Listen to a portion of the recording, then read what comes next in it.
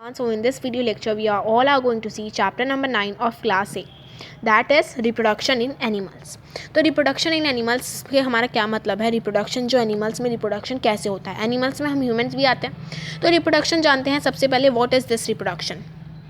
ये जो रिप्रोडक्शन है ये क्या होता है आपका।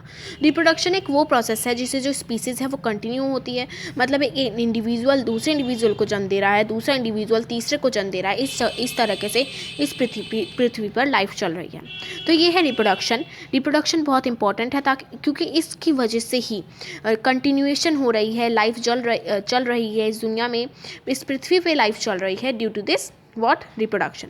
विदाउट रिप्रोडक्शन ये लाइफ इस दुनिया पे कुछ नहीं चलता। सो इस वजह से ये जो रिप्रोडक्शन प्रोसेस है ये बहुत नेसेसरी हो जाता है हमारे लिए। अब रिप्रोडक्शन प्रोसेस के कुछ मोड्स भी होते हैं कि रिप्रोडक्शन प्रोसेस किस तरीके से काम करता है।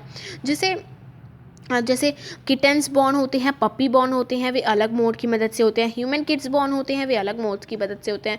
डॉग और कैट्स अपने नए यंग वंस को जन्म देते हैं, वो अलग मोड्स की वजह से देते हैं। तो अब ये मोड्स कौन कौन से होते हैं हमारे पास। जैसे प्लांट्स दो मोड्स की मदद से अपने बच्चे प्रोड्यूस करते हैं। क्या क्या है उन प्लांट्स के दो मोड्स, एक है उनका वेजिटेटिव प्रोपोगेशन और एक बाय सीड्स।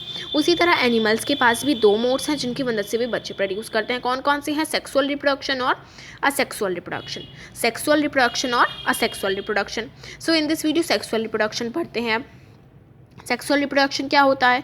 सेक्सुअल रिप्रोडक्शन में क्या होता है, जो प्लांट्स अपने यंग वंस को या अपने बच्चे को सेक्सुअली रिप्रोड्यूस करते हैं, मतलब मेल और फीमेल दोनों मिलकर रिप्रोड्यूस कर रहे हैं, दोनों के गैमेट्स, दोनों की बॉडी मिलकर रिप्रोड्यूस कर रही है, वो होते हैं आपके सेक्सुअल रिप्रोडक्शन।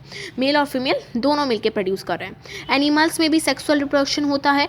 जानवरों में भी मेल्स और फीमेल्स के डिफरेंट रिप्रोडक्टिव पार्ट और ऑर्गन एक साथ मिलकर बच्चे प्रोड्यूस करते हैं। जैसे प्लांट्स होते हैं, जो रिप्रोडक्टिव पार्ट है एनिमल में, वो गैमेट प्रोड्यूस करता है जो जाइगोट बनाते हैं, और ये जो जाइगोट है यही नया इंडिविजुअल फॉर्म करता है।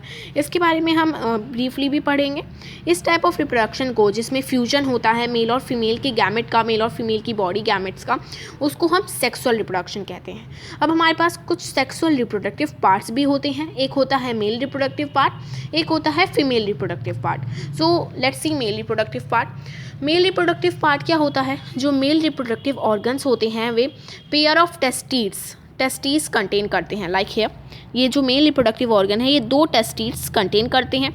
ओके, ये पेयर ऑफ टेस्टीज कंटेन करते हैं। दो स्पर्म्स, ये दो स्पर्म्स हैं, ये कंटेन करते हैं, और एक पेनिस, ये पेनिस कंटेन करते हैं, मेल के रिप्रोडक्टिव ऑर्गन। अब ये जो मेल के पार्ट्स हैं फीमेल में जाते हैं और तभी रिप्रोडक्शन होता है।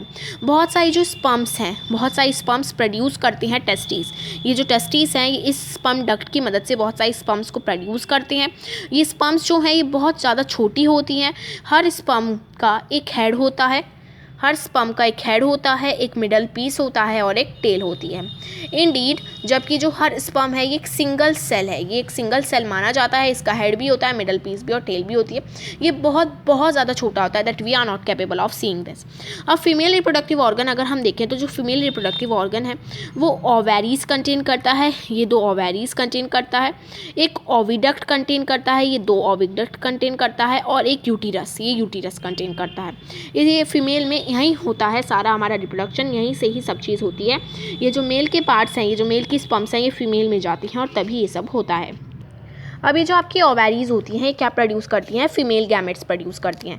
मेल गैमेट्स तो होते हैं स्पर्म, जो कौन प्रोड्यूस करता है, जो हमारे टेस्टिस प्रोड्यूस करती हैं स्पर्म डक की मदद से। और फीमेल गैमेट होते हैं ओवाज, एग, जो ओवेरी प्रोड्यूस करती हैं। ओके, और ह्यूमन बीइंग में एक सिंगल मैच्योर सेट होता है, ये ओवा, ये जो है ये ही बड़ा होकर एक इन बच्चा बन जाता है। ये ओविडक्ट में डाल दिया जाता है, ये एग जो है ये ओविडक्ट में डाल दिया जाता है। धीरे धीरे ओविडक्ट में डाला जाता है हर मंथ, और ओवेरीज भी इसमें डाली जाती हैं।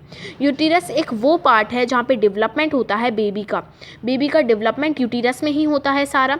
और स्पर्म की तरह एक एग भी सिंगल सेल है, स्पर्म की तरह एक एग भी क्या है, सिंगल सेल है।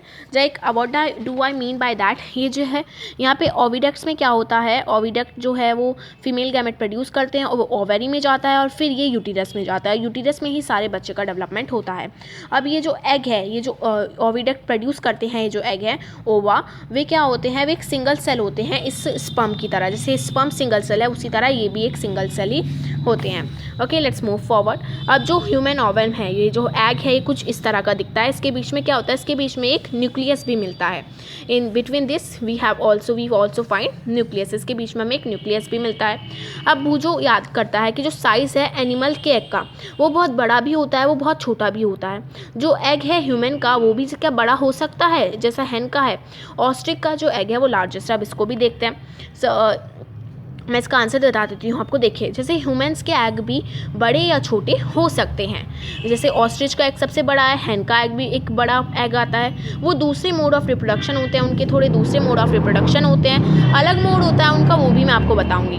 ओके, सो इस वीडियो तक इतना ही ठीक था आप लोगों के लिए। नेक्स्ट वीडियो में हम फर्टिलाइजेशन टॉपिक स्टार्ट करेंगे। Thank you.